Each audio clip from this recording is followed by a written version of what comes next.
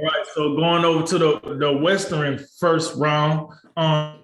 So the one versus eight, Phoenix Suns versus New Orleans Pelicans. That series is currently tied at 1-1. Game one, the Suns took care of business. Chris Paul had 30 and 10. That's 30 points and 10 assists for those that don't know what I'm saying. Game two, the Pelicans. To my surprise, I must say. Game two, they won that Ingram with 37 points, 11 rebounds, and 9 assists. So he's on 1 assist away from a triple-double. So with that said, that series tied at 1. Then the 2-7 series, my personal favorite until they actually started playing because they flopping around out here. The number 2 Memphis Grizzlies versus the number 7 Minnesota Timberwolves. That series is 2-1 Grizzlies. The Timberwolves won game 1, 130-117. Grizzlies won game 2 and 3. Game 2 was 124-96. Morant went for 23, 9, and 10 in that game. Game 3, the Grizzlies won 104-95. Baines went for 26, and the Grizzlies outscored the Timberwolves 37-12 in the fourth quarter. That's just not going to cut it. Moving on to the 3-6 Golden State Warriors versus the Denver Nuggets. The Warriors are up 3-0. This looks like a young sweep for Ruski, but we'll get into that a little later. The Warriors done won all 3 games. Jordan Poole went for 30 in game 1. Jordan Poole went for 29 in game 2. And then in game 3, you had a collection of Poole, Curry, and Klay Thompson going for a combined 80 within each other. But not to subdue the Joker there. Jokic did go for 37 with 18 rebounds. All right. And then to the 4-5 series, Jay's favorite series here, and he's just loving it, but I'll let him get into that. Number 4 Dallas Mavericks versus number 5 Utah Jazz. That series 2-1 Mavericks, for those of you keeping up with that. The Jazz won game 1 behind Bogdanovich, 26 points. Dallas won game 2 and 3. Game 2 behind Brunson's 41 points. Game 3 behind Brunson's 31 points. So, hey, if you're a Brunson supporter, hey, he out here making some money for you. So, with all that said, Jay, that's the rundown of the Western Conference as of now. The floor is yours. Oh, man. You know, that Pelicans, that's really nice. I'm glad they were the. Oh, by the way, I meant to say this too. Because you made this comment in the Eastern Conference recap. Listen, the Pelicans played in the play-in tournament and they got a win. I'm just saying. Yeah, right. Yeah. I'm just saying. Devin Booker's hamstring with the assist there, I'm sure. Yeah, hey, look, good for New Orleans. That's great. 36-win team, made the play-in, snuck on in the back door, and won a game because somebody's hamstring fell off. Yeah, that's great. For some reason, I'm still not interested in that series. I'm not, but we'll see. Maybe we'll see how game 3 goes tonight. Warriors Nuggets, real quick. I really wanted this series to be something. Unfortunately, the Denver Nuggets just they're compromised, so to speak. They don't have Jamal Murray. They don't have Michael Porter Jr. Aaron Gordon. I don't know what Aaron Gordon's doing. Far too. I thought he was a little bit better than maybe he appears to be. I don't know. Maybe just those other 2 guys has kind of just jacked everything up. I'm talking about Murray and Porter. When you don't have those, you got, hey, Gordon, we need a little bit more from you. Well, I don't think I'm actually. No, I just signed up to be the 4s. That's all I'm doing. Will Barton, you want to do a little bit more? Okay. So, but that's what you have, and you have Golden State right now, who they have to feel right now of dare I say a juggernaut, and I think it's similar to what I said about Philadelphia with Tyrese Maxey. What we're seeing from Jordan Poole right now, and I gotta admit, I get on some of these announcers when they just come up there with the nonsense, but I like the little pool party thing. I like that. That's nice. Jordan, it's been a party. You come out there with 30, then 29, and then 27. Remarkable consistency. And I think, look, when you see Steph, when you see Klay, both these guys, we know about Klay's injuries the past 2 years. We know Steph, he be in and out sometimes with the ankles or whatever he's dealing with. So to have another guy who can absolutely fill it up for you I think it's something. And then, of course, you can't forget about Wiggins. You can't forget about Draymond, Looney. I still think their bench, they got some quality depth that can come off the bench more so than recent years. And because of that, they look prime to reach the Western Conference Finals. And and I've already got them booked. They go in the Western Conference Finals because, I don't know, and this Memphis and Minnesota series, I think you was right on the money about it. It's been something to behold. But if you watch that game 3, it was last night? Right. Yeah, man. There is no way that either one of these teams can beat Golden State in a 7-game series because they too inconsistent. They too young. They too inconsistent. They too up and down. Let me just give you an example of this. Minnesota in the first and third quarters last night outscored Memphis. Let me get this right for the math. This is 71-44. But in the second and fourth quarters, Memphis outscored Minnesota 60-24. 24 points in the second and fourth quarters. That's the worst Kobe Bryant tribute I can think of. They put 12 points?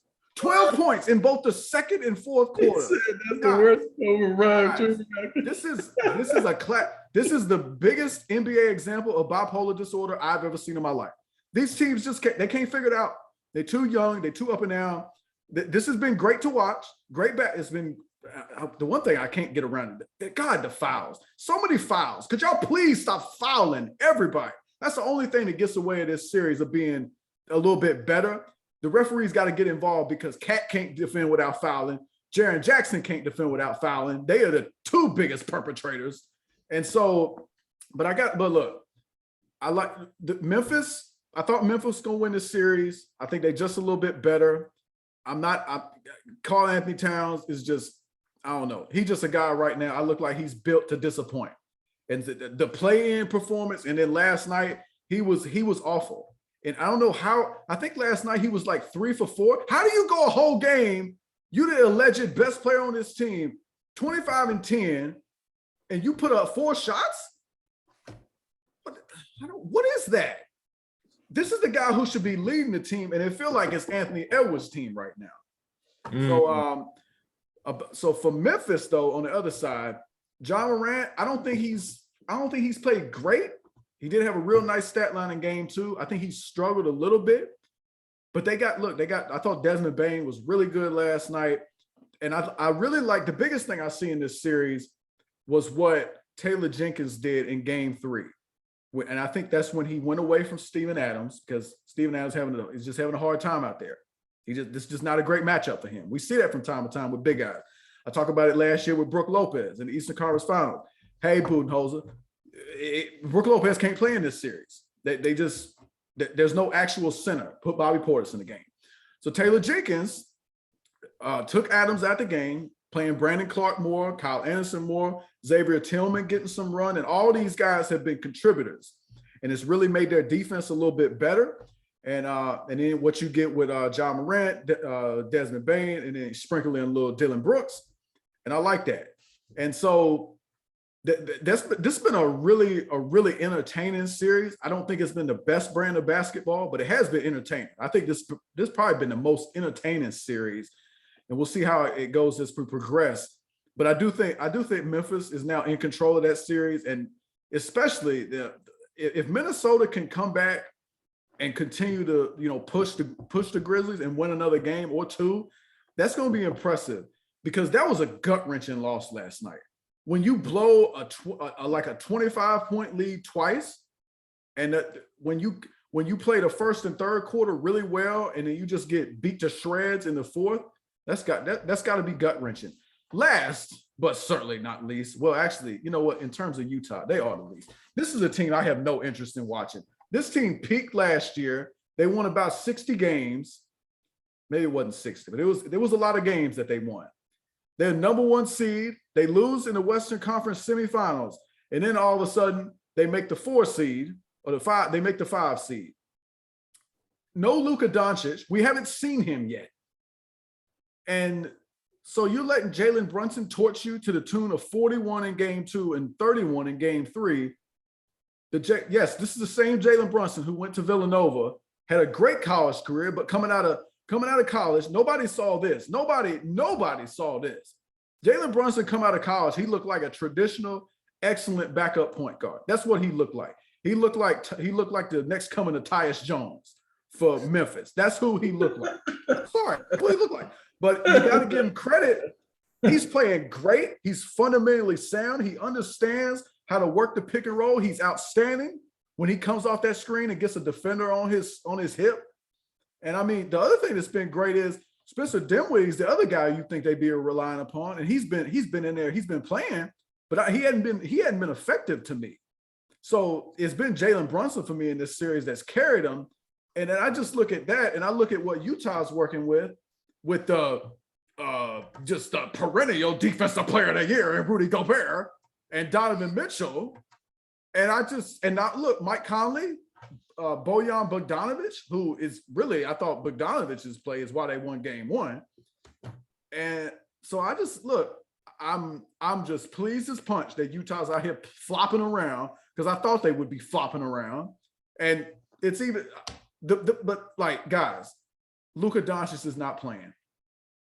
Is it really too much to ask for y'all to beat a Luka Doncic-less Mavericks team? Well, I guess so. But these guys, like I said in the preview last week, they are stale soda. It's about time to pour them on out. And that's it. I can understand why Quinn Snyder might be in the rumor mill for other head coaching jobs, because these dudes have peaked. That's it. So to go back to the point you made about last year, they won 52 games. They was 50. That's right. It was a shortened season. That's right. Right. And they only they was on like one game, a little more like a half a game better than Phoenix last year. So just want to throw that out there. Now, to stay on par with what you're saying about that game, let's get into it. Look, here's the deal. To what you just said, listen, if you mess around and lose this series to the Dallas Mavericks that's led by Jalen Brunson, Spencer Dinwiddie, and Dorian Finney-Smith, however you say it. Like, this ain't this. Reggie Bullock, Davis Bertans. Oh, what your boy 42 too. 42's in there. 42. Yes. Listen. Maxi Kleber. But always 42 for me. Yeah, it's time to blow it up. It's a done deal. I think, Quinn Snyder probably gonna go be the Lakers coach. The only person I see somewhat surviving this, that's gonna get blamed, but that's gonna survive it, is Donovan Mitchell. Only because I think we kind of called this ever since that whole COVID thing. They never felt right, even though, listen, like you said, number 1 seed, but it was kind of like, okay, it was a shortened season. COVID was most of the season, so you never knew who was going to play that night, and that in the third. So I think the Jazz caught some breaks last year, but this year they didn't catch. It was a normal season, and now you get to see, what they lack, which is a lot of explosiveness. Like, they got Donovan Mitchell, but I mean, the next explosive guy on that team to me is the guy to come out Jordan Clarkson. Because Bogdanovic he can fill the bucket up. Don't get me wrong, but he's not explosive. He just do it at his pace. But he can fill the bucket up. Yeah. You're right. And then Conley, like, listen, I don't think people know this. About 5-6 years ago, I couldn't believe this. Mike Conley was the highest paid player in the NBA at one point. Mm-hmm. Like, I understand salary cap was like outrageous then. I get that. But at one point in his NBA career, he was the highest paid player in the whole NBA. And I think it lasted for about a month. Either way, I've never, in my opinion, I've never seen Conley live up to that billing of being that type of player. Not when he was with the Grizzlies. I never felt like that. Haven't felt like that since he's been with Utah. I don't know. This team is just like, to me personally, outside of Donovan Mitchell, and then he can be like this sometimes too. Like this team is very overrated to me. Like they get a lot of credit for the smallest thing. Yo, Rudy Gobert. If a dude is almost 8 feet, and I'm exaggerating on that, but if he's almost 8 feet, why shouldn't he be leading the league in blocks or rebounds? I don't get it. I just don't get it. Just like I don't get how like Wilt Chamberlain scored 100 points and nobody got video of it. But that's another story for another day. Either way, that series is entertaining only for the fact that Utah is going to get so much smoke if they lose to this Jalen Brunson-led Mavericks team. This is going to be crazy. What if Dallas is saying, "Hey, Luka, how you feeling? No, don't worry about it. We can squeeze one more game out without you." That's probably how the Mavericks feeling right now. Yeah. Hey, don't worry about it. Jazz ain't even a threat. We beating them with Brunson and Dorian Finney. We getting it done. So you just stay over there and heal up. We're gonna need you in the next round. That's crazy to me. So that's that one. Mike Conley, by the way, did not score in game 2. And they're getting in this series, they're getting about 20 points per game from Gobert and Conley. Dare I say more? The Wizards and Nuggets. Look, I said Wizards. Sorry, Warriors, not Wizards. Sorry. Warriors and Nuggets. Here's the deal. Maybe they should ship off Gobert to the Wizards. Either way, this series is seen to be over, and for the reason that you said, Jay. Listen, we know for the most part what you get out of the Steph, Clay, and Draymond trio, but man, let me tell you something.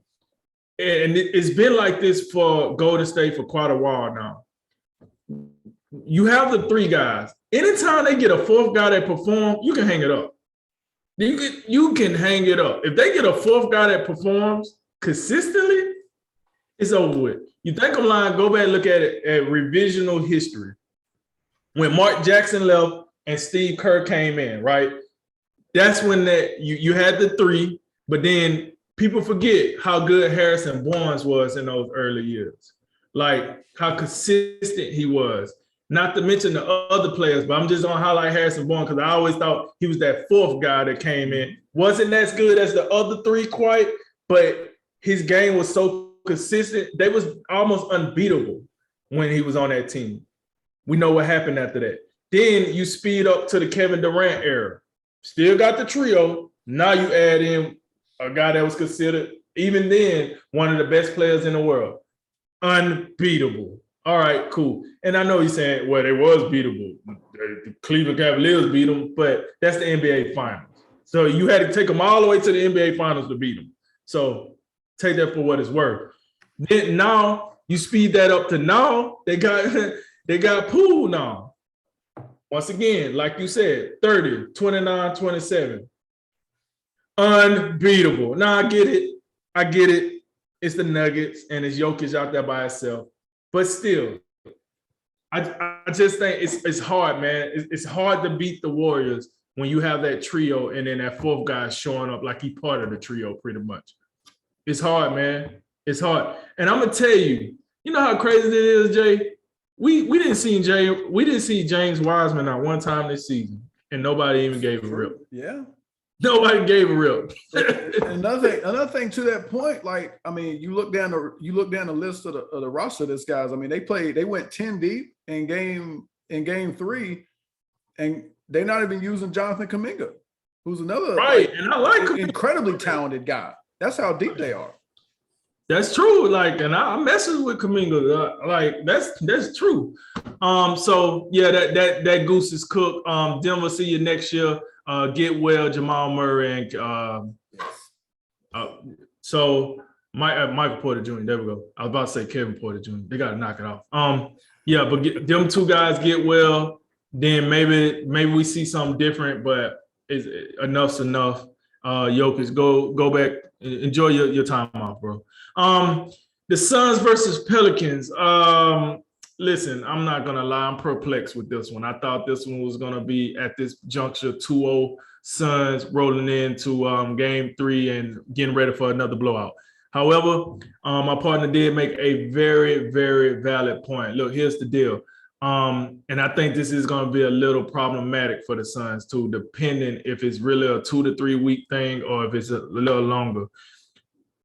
We're both under the belief that the Suns should win this series no matter if Devin Booker come back or not. However, I think if Devin Booker don't come back, you're asking for Chris Paul to do a lot, and then you're going to be asking for whoever that's going to come in and, you know, take over that 2 spot.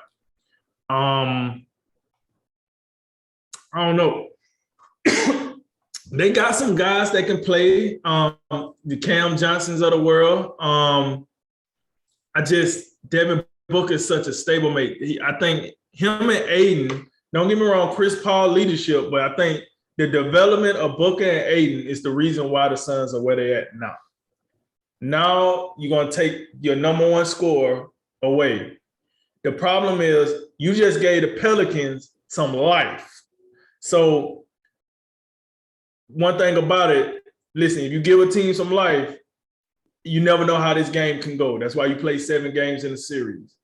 And Brandon Ingram he feeling the juice from the last game. CJ McCullough.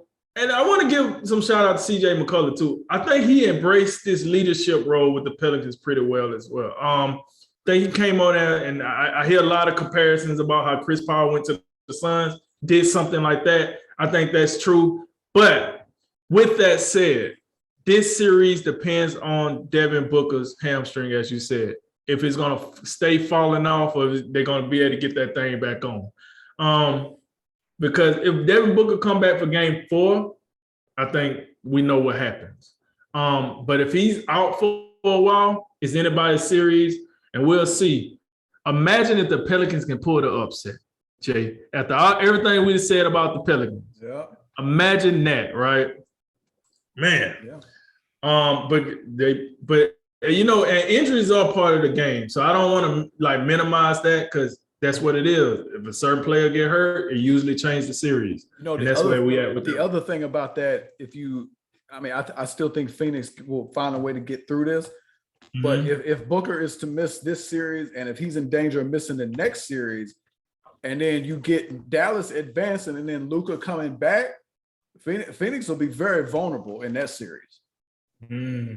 Yeah, and then to the matchup I was looking forward to. Listen, it playing out the way I said, the way I thought. I always said these are 2 young teams. We know young players, and like you said, Jay, they're up and down. And actually, this series is going the way I thought it would go. I honestly thought it was just going to be a roller coaster ride because they're so young. Like, I'm gonna be honest, I knew Memphis was young, but I didn't know they was the second youngest team in the NBA. Behind the Thunder, and we know the Thunder ain't nothing but draft picks. So when I heard that last night, I'm like, man, it's kind of impressive when you think about it. The second youngest team, they got the 2nd seed. It's kind of impressive. Then you look at Minnesota. Oh, by the way, both of these 2 teams are the top scoring teams in the NBA.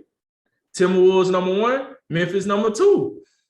And with that said, we know how young players are. Like, they up and down. That's what we're seeing. And that's why that's what makes this series so crazy.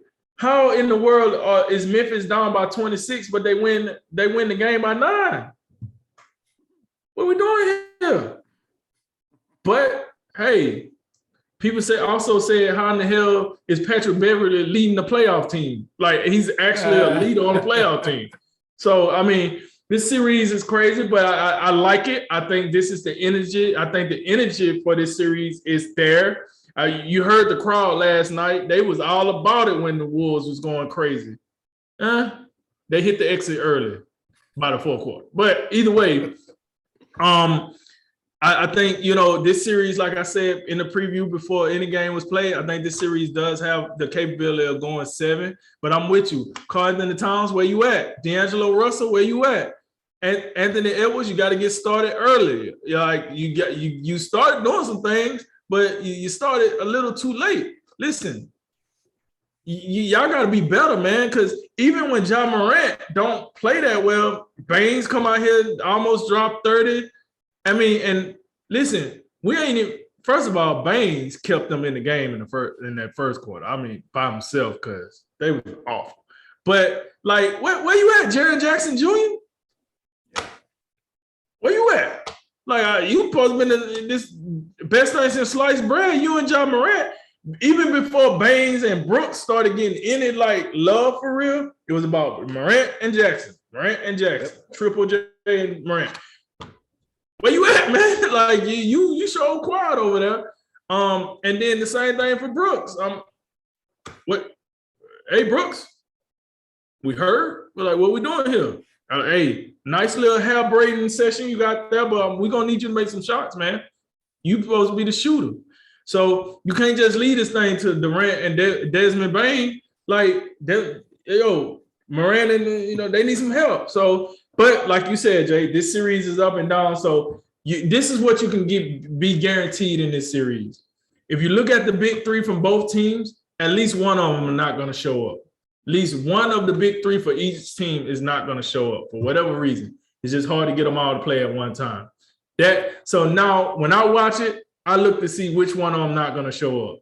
You're in trouble if two of the three don't show up. And if three of the three don't show up, we turning the TV off. So with that said, that was my recap of the Western Conference. And that's all I got, Jay.